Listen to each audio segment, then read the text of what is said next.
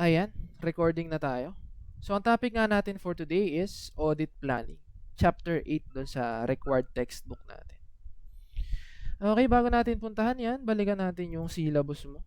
Pakita lang natin, no? Kung ano na ba yung natapos natin dito. Okay, dito, no? Tapos na tayo sa preliminary engagement procedures.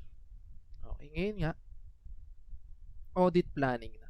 So, ano ba yung huling diniscuss dito? Sa preliminary engagement procedures, yung preparation ng engagement letter. Okay, kung hindi mo pa napapanood yung lecture dito, balikan mo muna, no? Mamaya siguro, balikan mo siya. Okay. Ayan. Pasensya na, medyo maingay yung aso ko, umiiyak. Hindi ko alam anong problema niya. Ayan, yun nga, dito tayo, no? Planning and audit of financial statements. So, itong handout na to, galing lang din dun sa textbook natin, no? For discussion purposes, nilagay natin, in-upload natin yan sa Canvas nyo. Sana binasa mo at least. Okay, and yun nga, two-part yung ano natin, no? Yung schedule natin dito sa audit planning topic. Ayan. Week 5 and 6. So, ngayon, yung part 1, the next week, yung part 2. Okay, ano bang goal natin matapos dito para sa part 1? Okay, hanggang dito lang muna tayo sa... Oy, sumulat ka. Materiality. Hanggang dito tayo, no? Sa identifying related parties. Ayan. Okay. Ito yung goal natin matapos for today. Okay. So, tara, start na natin yung lecture. Ayan. Audit planning. Palitan natin yung kulay ng ballpen ko. Ayan. Tapos mag-highlight din tayo. Ayan. Basahin natin yung introductory paragraph. O yan, bullet points dyan. Introduction. The complexity of business of the client, its form, and its commercial environment affect the nature and extent of the planning required. Planning and audit involves establishing the overall audit strategy, highlight natin to, for the engagement, and developing an audit plan. Okay, makikita mo yan palagi, no? Dito sa chapter na to. Yan kasi yung output ng audit planning. Okay, yung overall audit strategy and audit plan o yung detailed audit plan. Kung minsan tinatawag siyang detailed audit plan. Okay. So malamang bago tayo mag-start ng audit, paplanuhin muna natin yan. And yun nga, yung magiging discussion natin for today. Ayan, maingay talaga yung aso ko. Okay, tahimik na sila ulit. Ayan. Outputs of audit planning. Audit shall establish an overall audit strategy. Auditor shall establish an overall audit strategy that sets the scope, timing, and direction of the audit. Okay. And yan nga, yung main outputs ng planning stage, yung overall audit strategy, overall audit plan, and yung draft audit programs o yung detailed audit work na ng auditors. So, sa planning stage, yan nga, ina-expect na output. And ayan, supported by a summary. Ayan, highlight natin tong summary na to. Na tinatawag na audit planning memorandum. Minsan, audit plan memorandum o yung mismong audit strategy. So, ayan. Take note mo na lang tong term na to, no? Audit planning memorandum. Diyan nakalagay yung summary of documentations of decisions during planning. Yung mga information na nag-gather. And yung main administrative arrangements. Okay. So, ayan. Overall audit strategy is documented in a strategy document, oftentimes combined with the overall audit plan, and is included in the audit planning memorandum. Ayan. Medyo theoretical, no? Yung part na to, no? Tandaan mo na lang, audit planning memorandum, audit strategy, audit plan, audit programs. Ayan. Then, dito tayo, no? Major audit planning activities. So, para magplano ng audit o itong audit strategy nga para siya magawa, kino-consider natin yung ilang mga factors na nakalatag dito. In establishing an overall audit strategy, ano yung mga ginagawa natin? Identification of the engagement characteristics. Okay. Ibayin natin yung kulay. Parang boring yung yellow. No? Okay. Ayan. Identification of engagement characteristics that defines its scope. Ascertaining reporting objectives and nature of communications. Considering factors significant to direct engagement team's efforts. So, syempre, kailangan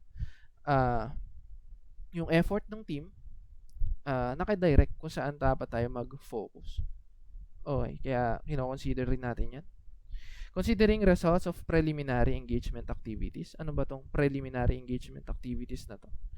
Ayan yung topic natin last week, no? Ayan, ito. Preliminary engagement procedures.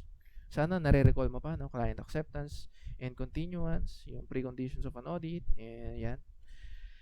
Engagement letter. So, kino-consider natin yung results nitong preliminary engagement activities. And yan, last, ascertaining nature, timing, and extent of resources. Okay, kasama dito yung audit team, no? Kung ilan ba yung staff na pwedeng i-deploy dun sa audit na gagawin. Pati yung resources, pati yung time. Okay, given these considerations, ano ba yung mga activities na ginagawa sa audit planning? Ayan, dito naman nakalatag sa bullet points dito sa baba. Ayan. Una, understanding the client and its environment. Okay. Pangalawa, assessment of possibility of non-compliance. Non-compliance saan? Sa laws and regulations. Regulations. Pangatlo, establishing materiality and assessing risk. Pangapat, identifying related parties. Okay. Tapos ito yung natin, yung goal natin for today, no? Yung first 4 na yan. Then next meeting, performing preliminary analytical procedures, determining need for experts, development of overall audit strategy and detailed audit plan. Yan nga. Uy, natakpan. Ulitin natin yung pag-underline nito. Overall audit strategy and detailed audit plan. Then, preparation of preliminary audit programs. Okay. So, yan din yung binanggit dito sa task. Overall audit strategy, audit plan, audit programs. Yan nga yung main outputs of the planning stage. Okay. Ngayon, pansinin mo, ano-ano kaya yung mga yan? Saan siya related? Parang, karamihan, or lahat yan, ina-assess natin yung risk, no? O yung riskiness ng client. Bakit kaya? Alalahanin mo, yung ginagawa nating audit is risk-based audit. And yan nga, yung phases nun, risk assessment, risk response, and conclusion and reporting. So, andito pa rin tayo sa risk assessment stage. Yan yung, nandyan pa rin si audit planning. Okay? So, dito nga, ina-assess natin yung risks ni client. Ayan. So, una, punta natin, no? Understanding the client and its environment. So, yan yun. Highlight natin to ng ibang kulay para mas madali siyang makita. Unahin natin yung i-highlight si understanding the client. Okay. Then, next natin, assessing possibility of non-compliance. Next, establishing materiality and assessing risk. And ito, identifying related parties. Okay, yan muna.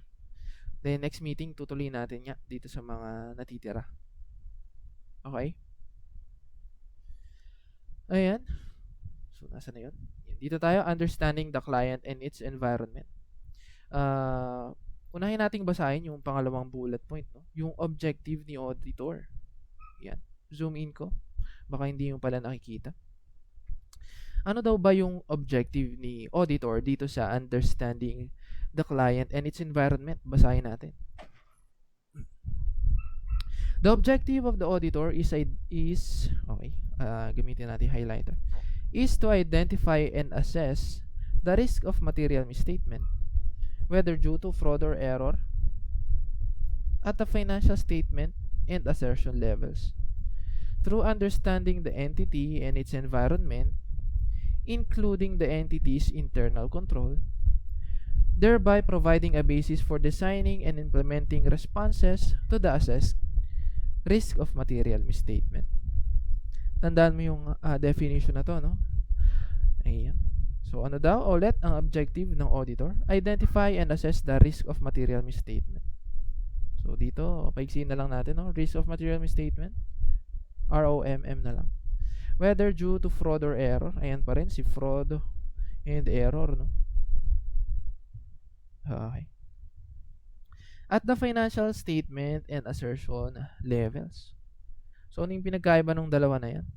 Yung financial statement level, more on, the environment wherein the financial statements are prepared. Okay. So, pwedeng kung paano ginawa yung financial reporting. And pwede rin yung attitude ng management o yung ng mga preparers ng financial statement nung ginagawa nila yan. Okay? Sa assertion levels naman, yan yung per account na. Okay? Ba't ayaw sumunod nitong highlighter na to? Ayan.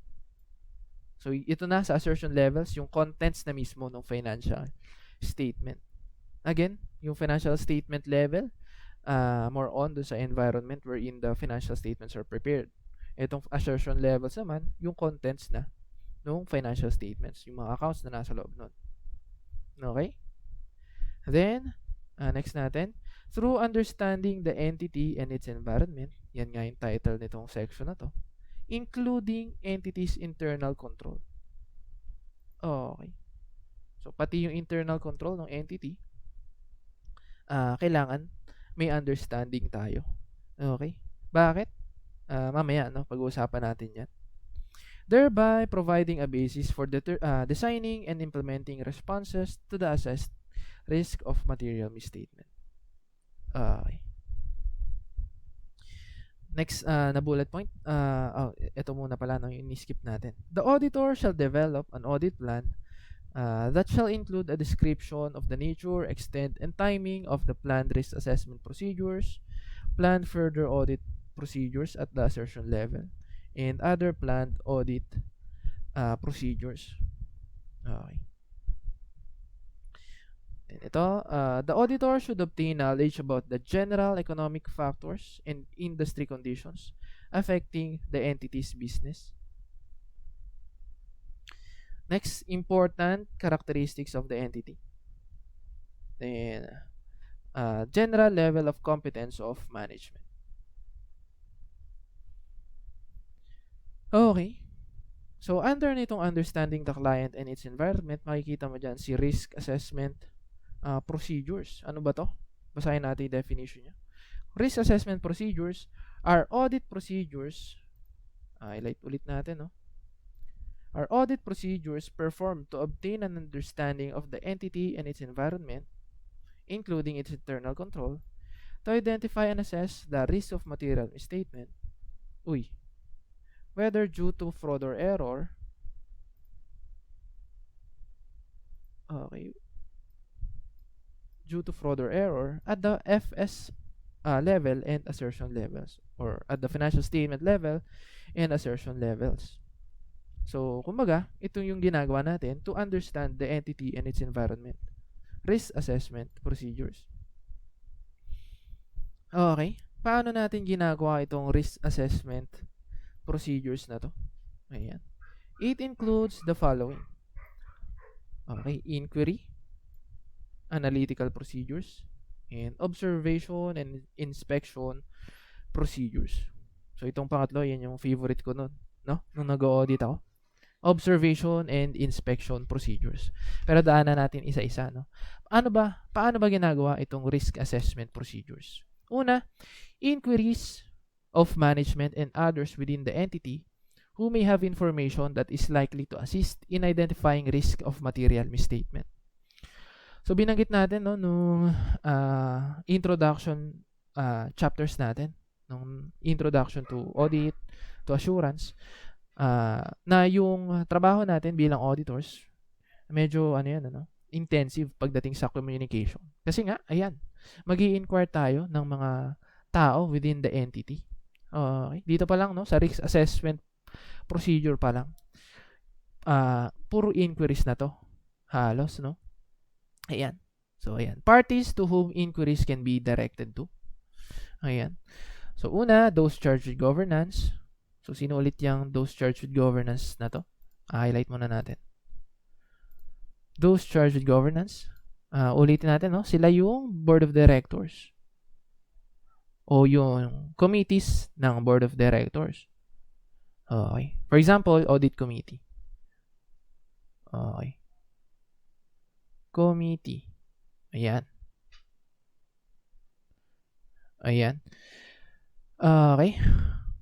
Next natin, internal audit personnel. Ayan, IAA personnel. Next, employees involved in initiating, processing, or recording unusual or complex transactions. Next natin, in-house legal counsel. And then, marketing or sales personnel. Okay. Ayan. So, kanino tayo pwedeng mag-inquire? Dito sa mga ito. Okay, bakit kay those charged with governance? So, bakit sa BOD o dun sa audit committee? Because they will help us in understanding the entity's environment. Kasi nga, sila yung charged with governance. Sila yung may alam nung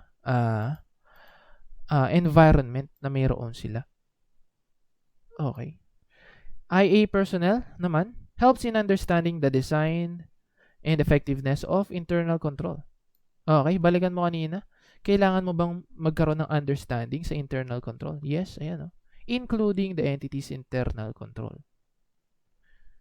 Okay, ayan, highlight natin ulit. Okay, para maintindihan mo ngayon, ayan, kay IA personnel ka mag-inquire. Next, employees naman involved in initiating, processing, or recording unusual or complex transactions. Helps in evaluating appropriateness of selection and application of accounting policies. Sila yung nakakaalam no? Sila yung nag-prepare ng unusual transactions na yan. So, sila ang nakakaalam kung ano ba yung ginamit nila na policy o accounting policy doon sa ginawa nilang reporting nung transaction na yon. Then ito, in-house legal counsel para doon sa mga litigations naman, no? Or claims pertaining to the entity. The next, marketing or sales personnel helps in understanding marketing strategies, sales trends, or contractual arrangements. Okay. Basically, environment ng entity, including its internal control. Okay. Para yon dun sa inquiries, no? Yung isa sa mga pwede mong gawin para dito sa risk assessment procedures na ipe-perform mo. Next na pwede mong gawin, analytical procedures. Pero walang discussion dito sa portion na to kasi nakahiwalay siya. Okay, nasan yung analytical procedures? Ayan. Analytical procedures. Dito. Next meeting natin pag-uusapan. Okay. Then lastly, yung favorite ko nga is ito, observation and inspection procedures. Bakit ba masaya to? Para kasing nag-field trip dyan. Okay. So naalala ko dati, meron kaming client sa Batangas. Pumunta kami doon, yung engagement team, no? Kasama namin si partner, yung si manager. Hindi yata sumama yung manager that time. Si partner, si senior, tapos ako na associate. So, nagpunta kami dun sa Batangas para lang talaga kaming nag-field trip. Sakto-sakto, yung client pa naman namin, engaged siya sa food products, no? So, puro pagkain din. Particularly dun sa nila, parang farm dun na nagpo-produce sila ng fresh milk. Okay. So, may mga baka sila dun. Tapos kami naman, tinikman namin yung mga gatas nila. Tapos tiningnan namin kung paano ginagawa. Nag-observe nga. Okay. Yun yung gagawin dito, no? Observation and inspection procedures. Ayan. So, ito yun. Yung last bullet point. Visit to the entity's premises and facilities. Okay. Kasi, syempre, ina-understand mo nga yung operations niya, nung environment ng entity. Syempre, titingnan mo rin yung ibang facilities and premises nung client mo. Ayan. So, basahin natin iba, no? Observation and inspection of entity activities and operations. Yan nga. Kung halimbawa, manufacturing yung client mo. So, titingnan mo rin yan. Documents, records, and internal control manuals. Ito naman, i-inspect mo rin, yung documentation nila, yung recording. And syempre, yung internal control manuals. Okay. So, hindi lahat ng entities may ganito, no? Nung internal control manual. Kaya kapag sinabi sa'yo na wala silang ganito, wag mo naman piliting makapag-produce sila niyan. Okay, lalo na yung medyo maliliit na companies or entities pa lang. Yung mga pausbong pa lang. Next ay reports prepared by the management. Ayan, ini-inspect mo rin yan. Kasi nga, tinitingnan mo yung purihin ulit natin to, natakpan eh. Attitude, pati yung competence ng management. Okay.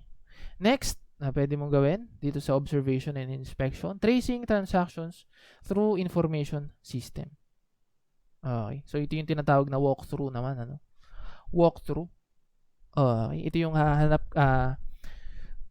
kukuha ka ng isang sample ng document, tapos titingnan mo, ititrace mo yung naging process, kung yung mga process na pinagdaanan ng document na yon sa kanilang information system. Okay. Yan. Walkthrough procedures. Ayan, sa risk assessment, no? So, sana kahit pa paano ma-excite ka dito sa part na to, nung audit. Okay, kapag mag-o-audit ka na. Promise masaya itong observation na yan. Lalo kung may libreng pagkain. Kasi kadalasan pag nag-o-audit ka na, palaging overtime, palaging pagod, palaging puyat. So, ang mga titingnan mo talaga, mga aabangan mo is yung mga out of town na clients, gagaya nito, no? Pag i-observe mo na yung client, yung mga yan, dyan kasi magkakaroon ka ng tulog, sa biyahe, halimbawa. Tapos yun, makapagpahinga ka rin. At ayan. Next natin, required understanding of the entity and its environment. Yan. The industry in which the entity operates may give rise to specific risks of material misstatement. Yung mismong entity, palitan natin kulay, no? Yung industry pala, no, ng entity, may give rise to specific risk of material misstatement. Okay.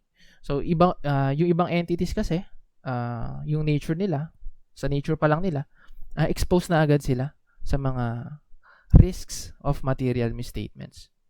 Okay. So, i-consider mo rin yung industry kung saan belong yung client mo. Legislative and regulatory requirements may determine the applicable financial reporting framework. Ayan. So, yung applicable financial reporting framework nga, depende yan, So, halimbawa, sa size ng entity. Okay. Kung full PFRS ba yung gagamitin or PFRS for SMEs. Okay. Or kapag meron namang office abroad, baka ibang mga international standards yung applicable. Okay, so i-consider mo yun. Legislative and regulatory requirements. The applicable financial reporting framework will be that of the jurisdiction in which the entity is registered or operates. Self-explanatory naman. In cases local financial reporting framework is not present, Entity's choice will be governed by local practice, industry practice, user needs, or other factors. Okay. Ayan. So, puntahan natin yung mga to, no? So, highlight lang muna natin. Nature of entity. Nature of the entity. Selection and application of accounting policies. Objectives, strategies, and related business risks. Measurement and review of the entity's financial performance. And internal control. So, basahin lang natin to. Self-explanatory naman, karamihan dyan. Nature of the entity. Understanding the nature of the entity enables auditor to understand the classes of transactions, account balances, and disclosures. So, kapag alam mo na kung ano ba yung nature ng entity, dun pa lang, meron ka nang i-expect sa mga makikita mo account titles do sa financial statement nila, no? So, yung classes of transactions, yung mga makikita mo sa income statement, sa balance sheet, and yung sa note disclosures nila sa FS. Okay. Ayan. So, halimbawa nga, yung sample ko kanina, no, may mga bio-assets sila. May mga baka sila. So, i-expect ko ba dapat na makita ko sa financial statement yung mga yon? Yes. Okay. Ayan. This includes operations, ownership and governance structures, and financing structures. So, yan na. Broad, no? Yung sa nature ng entity. So, bukod sa operations, kailangan din may understanding ka no ownership. So, sino ba yung kung stock corporation yun, ano?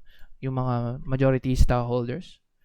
Then, ayan, kung paano financed o paano yung financing ng company.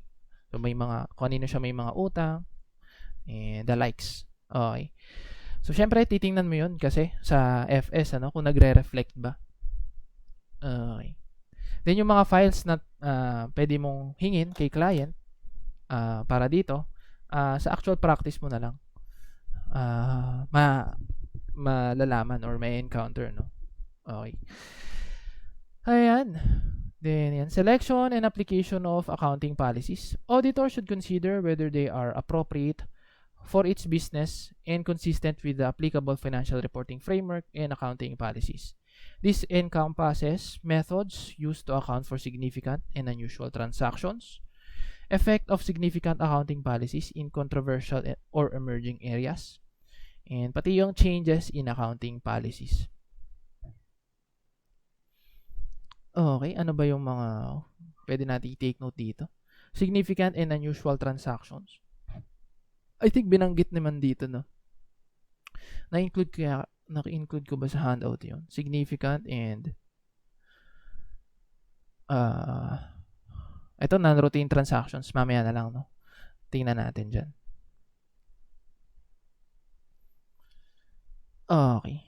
Unusual transactions and significant transactions. So, basically, pag unusual transactions, halimbawa, yung entity is engaged nga sa, for example, retailing. Okay. Tapos, may mga nakita ka doon. Nagbenta siya ng lupa. Mga ganyan. Okay. Unusual transaction. Yun. And, syempre, titingnan mo kung tama ba yung pag-apply nila dun sa accounting policy. Okay. And, ayan.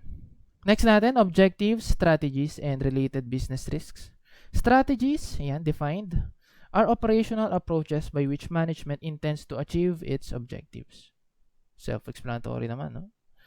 Business risks, defined din, result from significant conditions, events, circumstances, actions, or inactions that could adversely affect the entity's ability to achieve its objectives and execute its strategies. So, business risk is broader than the risk of material misstatement. Okay. Because it includes the latter. So, sakop lang ng business risk ang risk of material misstatement. Then yan, not all business risks give rise to risks of material misstatement. Okay. So, natatandaan mo ba yung formula nitong risk of material misstatement? Inherent risk times control risk. Okay. Inherent risk times control risk. Kung hindi mo siya ma-recall, no? Balikan mo yung lecture natin nung previous meeting. Okay. Next natin, measurement and review of entities' financial performance. Yan. Performance measures create pressures on the entity that may motivate management to ano ba yung other term para dito, no? Yung mga KPIs o Key Performance Indicators nung business. Ano? Okay. Kasi for example, may hinahabol sila na certain amount ng sales. Okay. So, ayan. Pwedeng maging motivation yon kay management. Una, to improve its business performance. Okay lang to, no?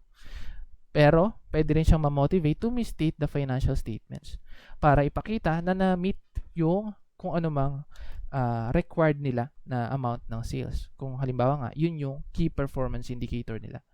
O yan nga. Measurement and review of entities' financial performance.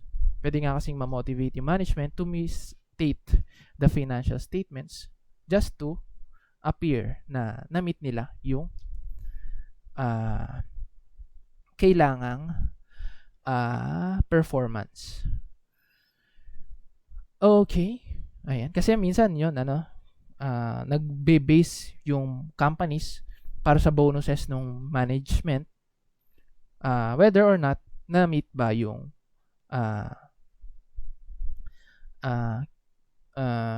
yung mga quota na yon, or for example nga, yung amount ng sales o yung mga key performance indicators. Okay? So, syempre, yung management, gusto niyang maka-receive ng bonuses. Yeah. Next, or last na, internal control. This refers to the process designed and affected by those charged with governance, management, and other personnel with regard to reliability of financial reporting. Okay. So, kung dadaanan nyo no, sa AIS nyo o Accounting Information Systems, yung internal controls, ayan, designed to prevent, detect, or correct no, yung misstatements o yung mga errors dun sa financial reporting. Okay. So, ayan, para dito sa risk assessment procedures. Okay. Under ng understanding the client and its environment, including its internal control. Okay. Again, risk of material misstatement is inherent risk times control risk. Okay.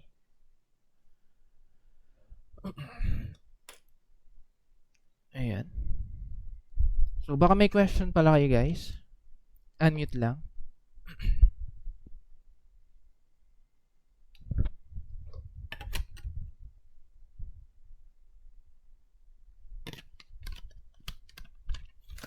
Okay, mukhang wala naman. Tuloy natin to. Assessing possibility of non-compliance. Yun nga, with laws or regulations. Non-compliance refers to, highlight natin, acts of intentional or unintentional omission or commission. Okay. Sadya man o hindi sinasadya, na-omit o na-commit yung acts contrary to prevailing laws or regulations. Okay, non-compliance. Take note mo na lang din to, no? Baka sakali, baka may ma-encounter kang question na ganito. Okay, procedures for obtaining a general understanding of legal and regulatory framework.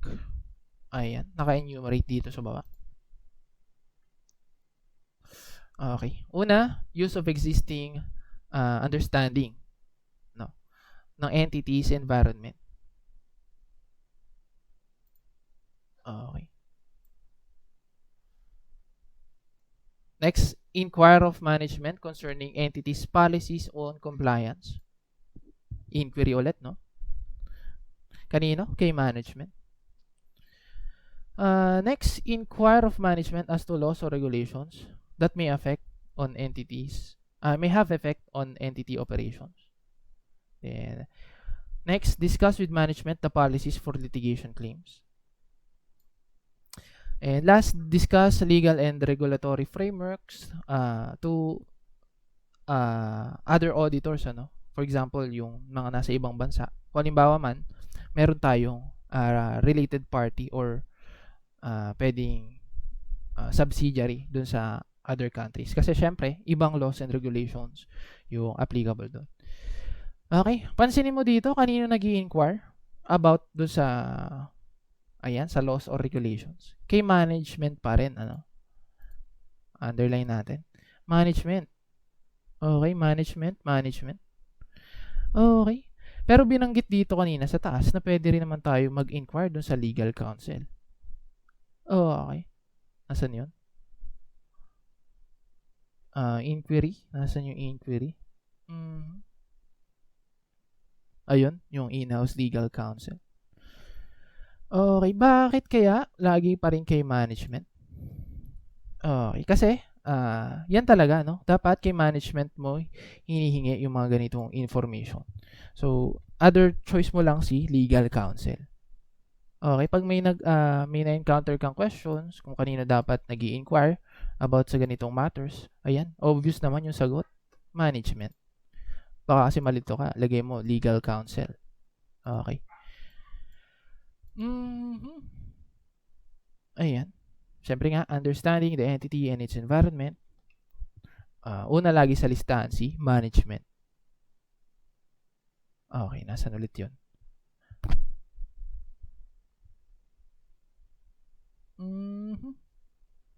Ayan.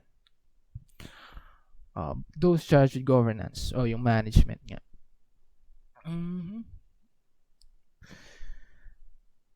Okay. Next natin, materiality na. No? Establishing materiality and assessing risks.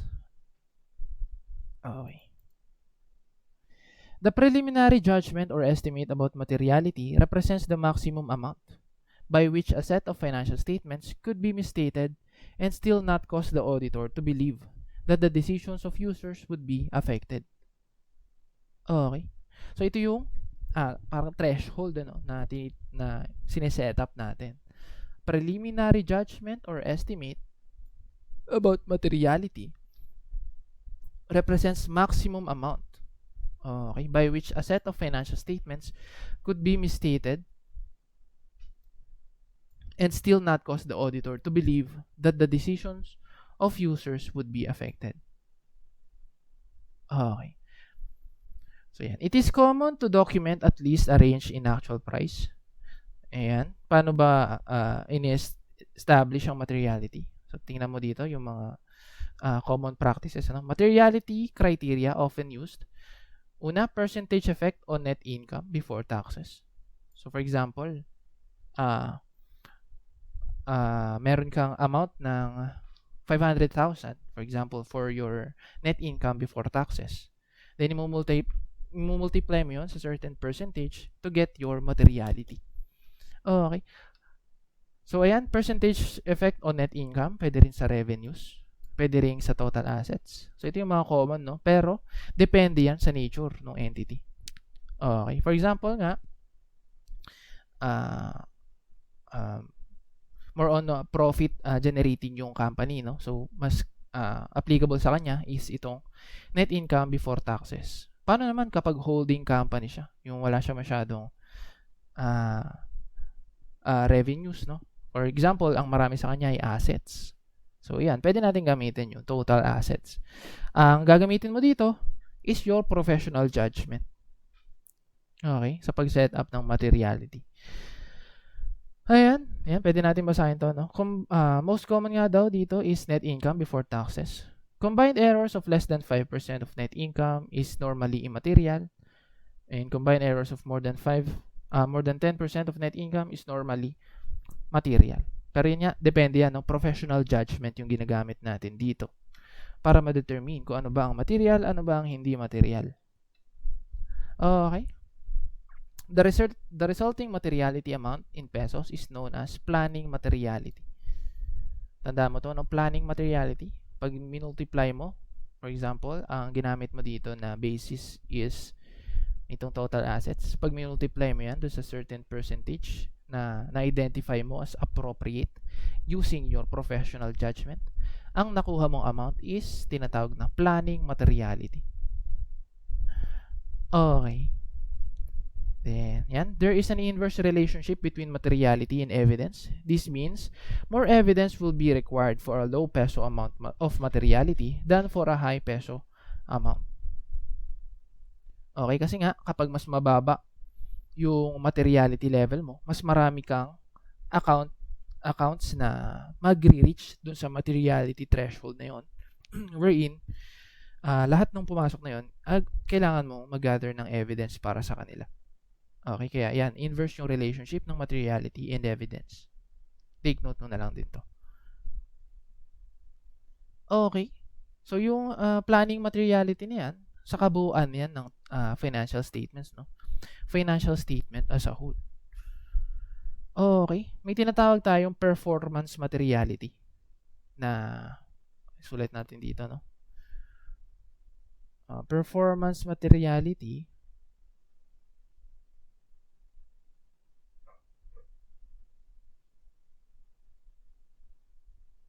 na set below the planning materiality.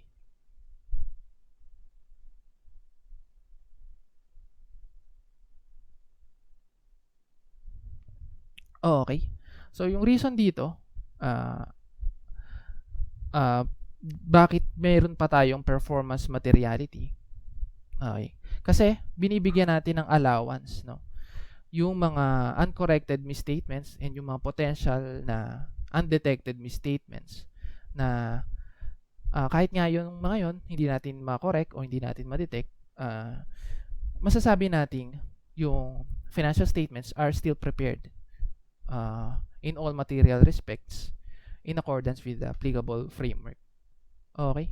So, performance materiality, na-include ko ba yun dito sa ating handout? Okay, wala yata siya rito.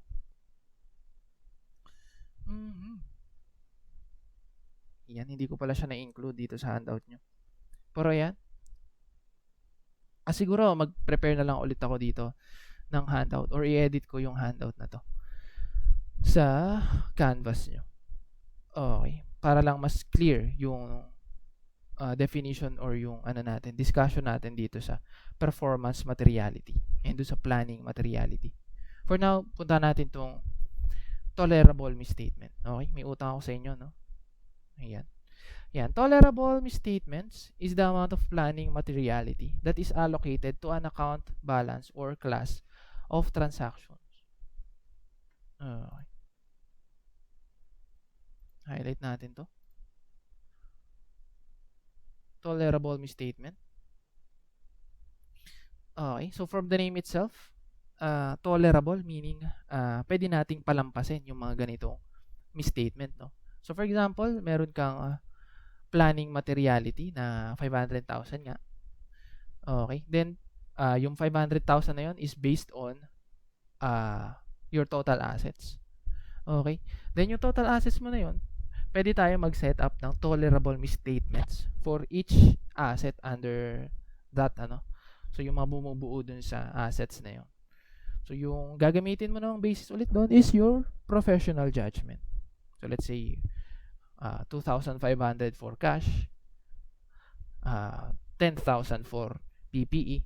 So yung mga tolerable misstatement na yon, pag may nakita ka na misstatement na hindi naman umabot dun sa amounts na yon, pwede mo siyang palampasin. Okay. Okay, pero i-consider mo pa rin yan sa dulo, no? Yung total ng mga pinalagpas mo na misstatements. Okay, so mamaya dadaanan natin yan.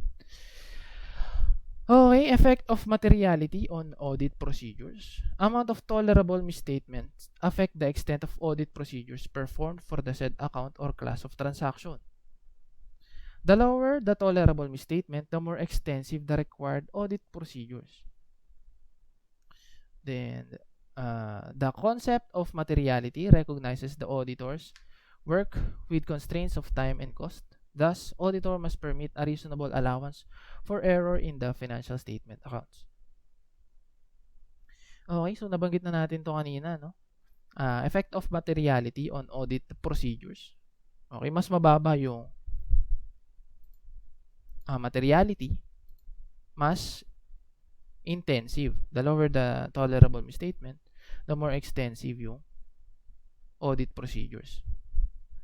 Okay, kasi nga, mas maraming papasok dun sa materiality threshold mo. Okay. Ayan. And the concept of materiality nga recognizes the auditor's work with constraints of time and cost. Okay. Thus, auditor must permit a reasonable allowance for error in the financial statement accounts. Ayan. Estimate likely misstatements and compare totals to preliminary judgment on materiality. Ito, basahin natin. Towards the end of engagement, auditor again considers materiality by comparing combined misstatements for all accounts. Okay. Compare yung combined misstatements for all accounts dun sa preliminary estimate for the entire set of financial statements as a whole. So, yun yung sinasabi natin kanina, no? Combined misstatements for all accounts, compare pa rin natin dun sa total. Okay, na materiality. Yung planning materiality natin. The auditor should assess whether the aggregate of uncorrected misstatements that have been identified during the audit is material. Aggregate meaning yung total nga ng uncorrected misstatements natin. Identify pa rin natin nun kung yung total nga na yun is magiging material na. Okay. Yan. Okay. So kapag ganun, kapag na-identify natin na material, ibig sabihin, hindi natin pwedeng sabihin na prepared in all material respects, no, in accordance with the standards on applicable framework. So, ang gagawin natin dito, i-ask natin si management to correct, no, ayusin nila yung nakita nating misstatement. Okay. So, i-revise yung entry, for example.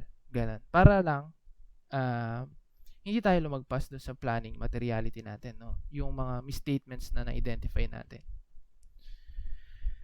Then ito, likely misstatements. Paano naman kapag meron tayong mga ini-expect na undetected na misstatements? Yan. Likely misstatements refer to the aggregate of uncorrected misstatements. It comprises specific misstatements identified by the auditor and the auditor's best estimate of other misstatements, which cannot be specifically identified. Okay.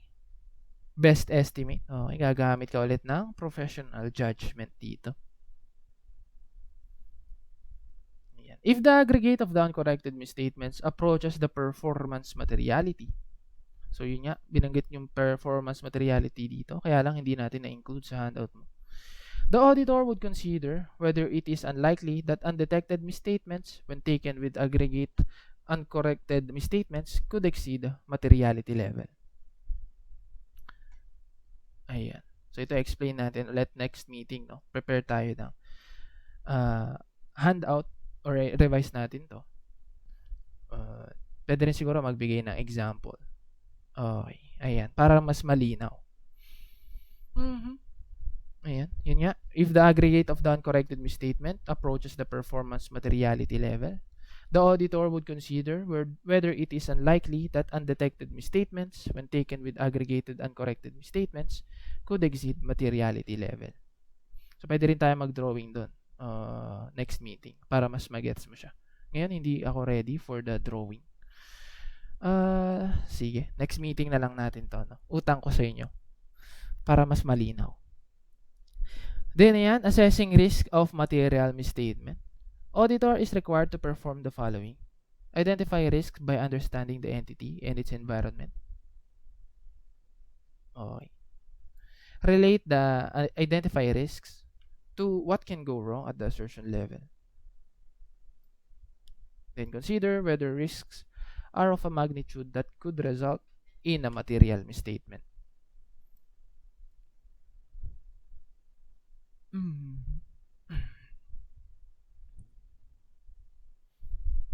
Okay. Assessment of control risk.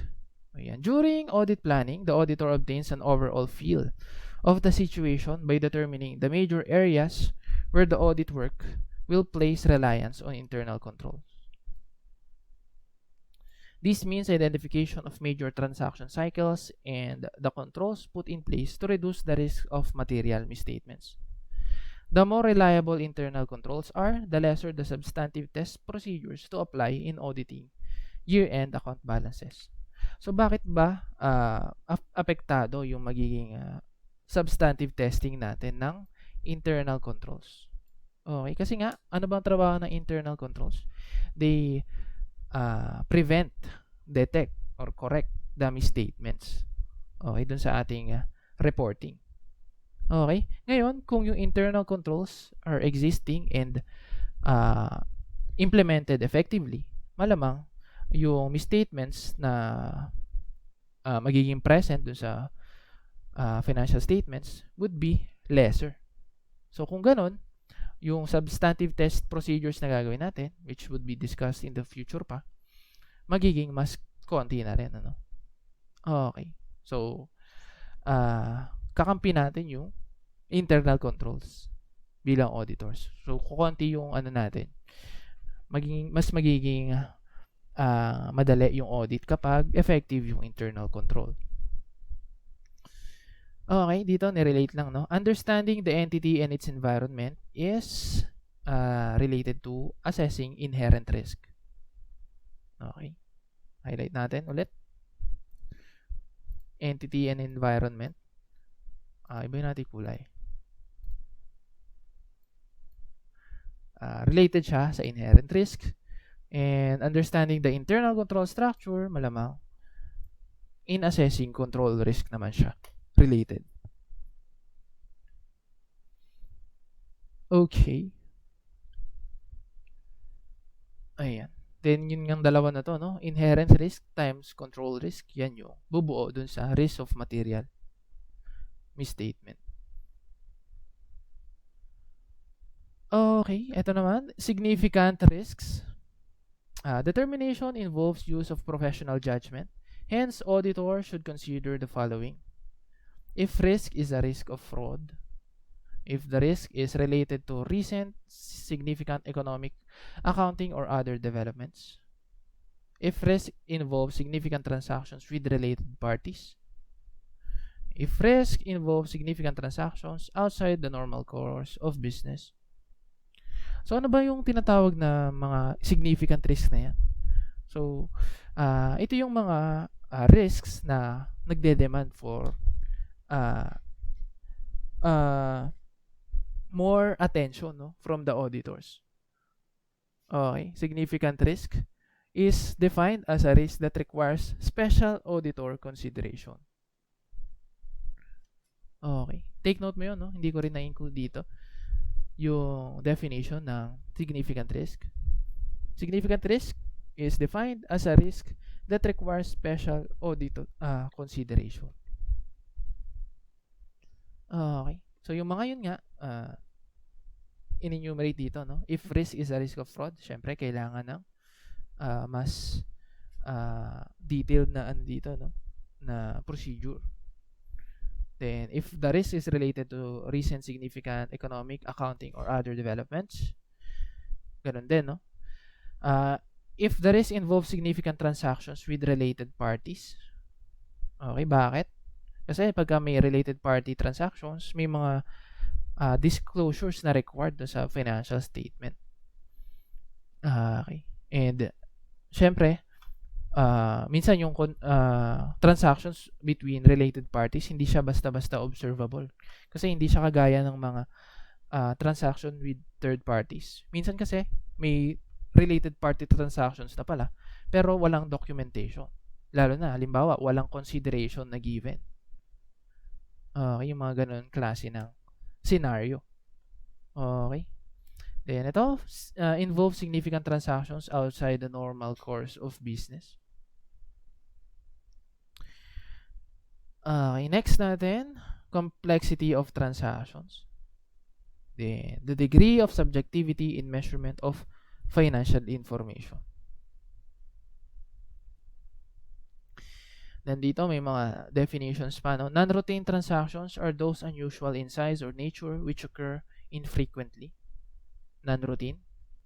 Then ito, judgmental matters include development of accounting estimates where there is significant measurement of uncertainty. Okay. Yan, significant risks. Then ito, effect of audit risk on audit procedures. Ayan. So makikita mo yung mga arrows dito, no? Kapag yung combined assessment of inherent and control risk ay mataas, yung amount ng detection risk that can be accepted, mababa. Ito na-explain na natin last meeting. O last ba yun? Okay. So, kasi nga, kapag yung inherent and control risk mataas, kailangan babaan natin yung detection risk. Okay. Para yung kabuuan ng audit risk ay ma-meet natin. Okay. Then kapag ganyan, pag pinababa natin yung acceptable detection risk, may kaakibat yan na increase in the amount of procedures to be performed. Okay, dadamihan natin yung procedures para nga bumaba yung detection risk. So yung risk na hindi natin makita yung misstatements.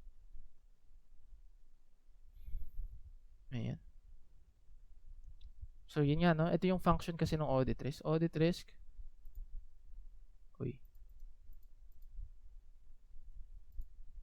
Audit risk is equal to risk of material misstatements times detection risk. Ayan, relationship between audit risk and materiality. Auditor considers what would make the financial statements materially misstated. There is an inverse relationship between materiality and level of audit risk. The higher the audit risk, the lower the materiality level. Okay. Ito, yung concept na to, same din doon sa binanggit natin kanina. No?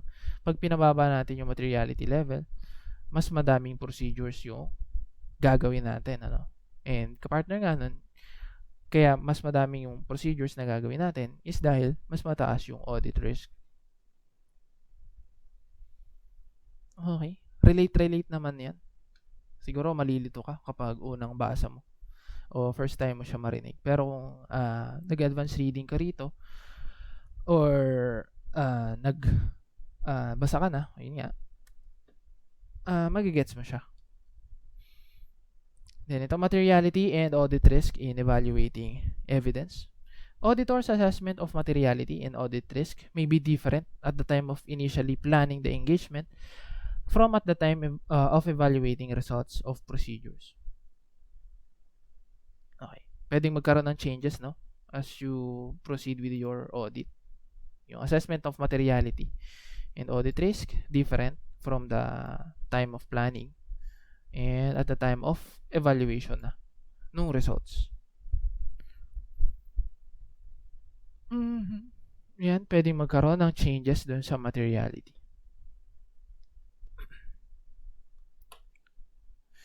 Then, ito, last na for today's meeting, no? Identifying related parties. So, binanggit na natin kanina. Dito, nasan yun? Related parties. Yan. A related party transaction is a transfer of resources, services, or obligations between related parties, regardless of whether a price is charged. Okay. Ayan, self-explanatory naman. Okay. Ayan. The auditor needs to be aware of such parties because disclosures of certain related party relationships and transactions may be required. Ayan, binanggit na natin kanina, no? They may affect financial statements, of course.